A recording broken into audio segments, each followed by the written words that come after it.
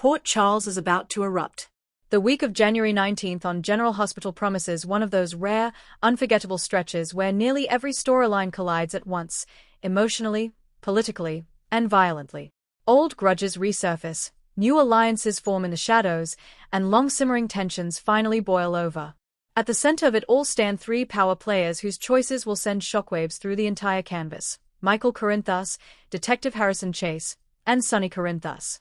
Meanwhile, Josslyn Jax makes a move no one sees coming, and Anna Devane finds herself ensnared in a web of deception spun by a man who may be her greatest ally or her most dangerous enemy. This is not a quiet week in Port Charles. This is a reckoning. The fragile peace between Michael Corinthos and Harrison Chase finally shatters this week, and when it does, the fallout is seismic. What began as professional tension and moral disagreement escalates into a deeply personal confrontation that cuts to the core of loyalty, justice, and family. For months, Michael has been walking a razor's edge.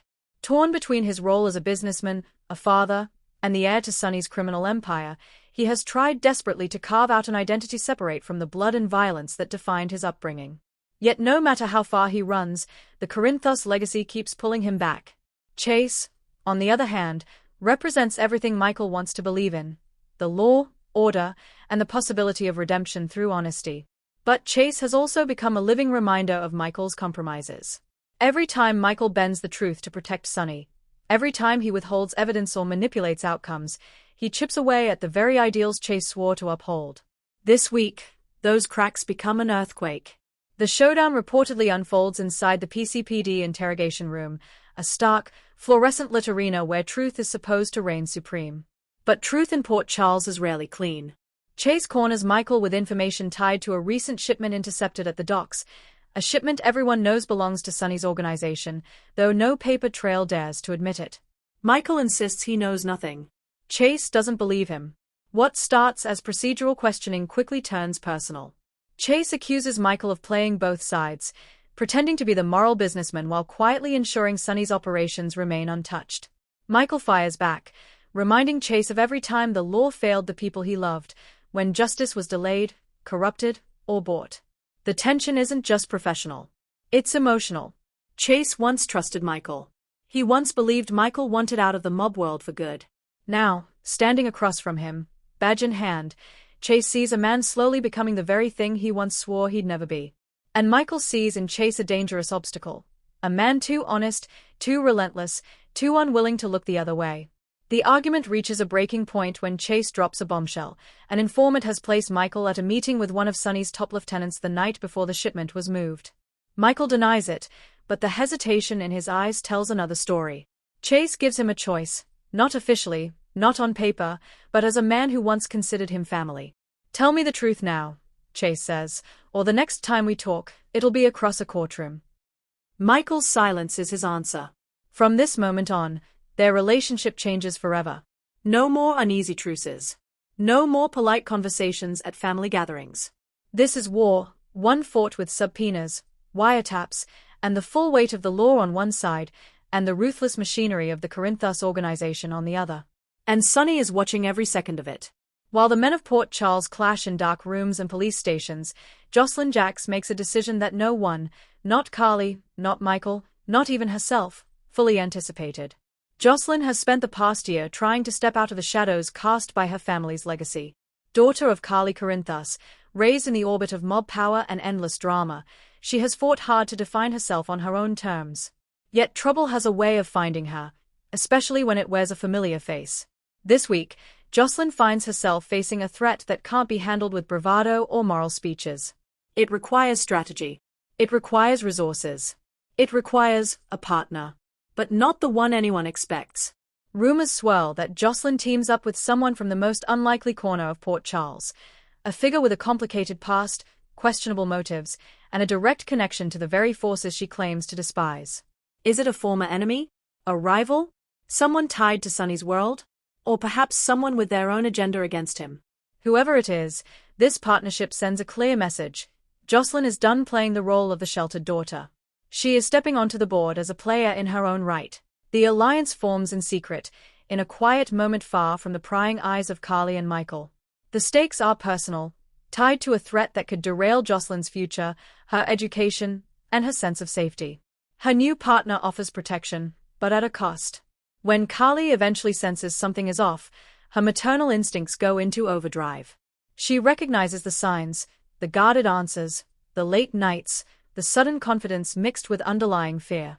She knows Josslyn is involved in something dangerous. What she doesn't know is just how deep it goes. The realization that her daughter has aligned herself with someone from the darker side of Port Charles' history sends Carly into a quiet panic. She confronts Josslyn, demanding the truth. Josslyn refuses to give it. For the first time, mother and daughter stand on opposite sides of a secret that could change their relationship forever.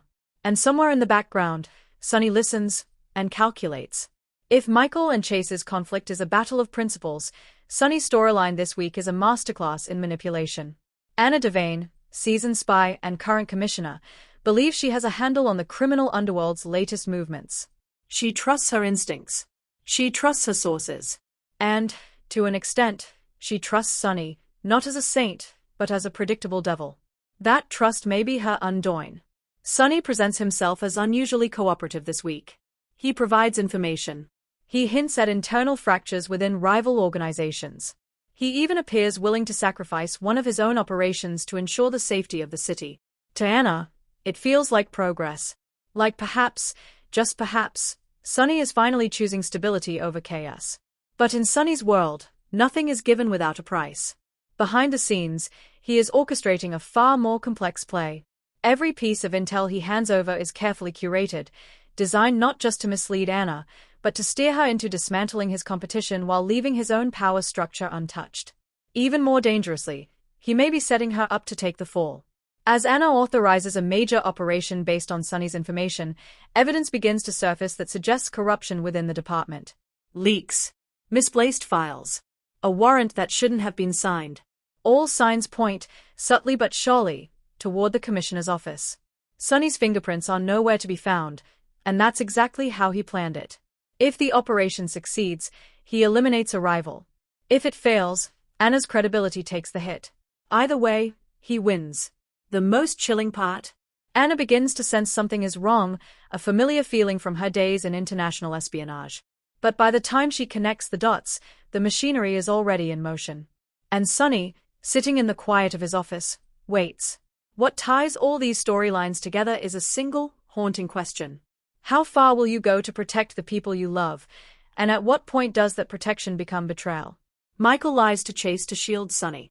Josslyn allies with a dangerous figure to protect herself. Sunny manipulates Anna under the guise of cooperation. Every character believes they are doing what must be done. Every one of them is convinced their actions are justified. And every one of them may soon face consequences they never anticipated. By the end of the week of January 19th, nothing in Port Charles will feel stable. The rift between Michael and Chase will no longer be repairable. Josslyn's secret partnership will place her on a path that could redefine her future. Anna will realize, too late, that she has been dancing to Sunny's tune. And Sunny, as always, will stand at the center of the storm, appearing calm while the world around him burns. This isn't just another week of drama. This is the beginning of a new era of conflict, one where alliances are tested, morals are blurred, and the cost of power becomes heartbreakingly clear. In Port Charles, the truth always comes out.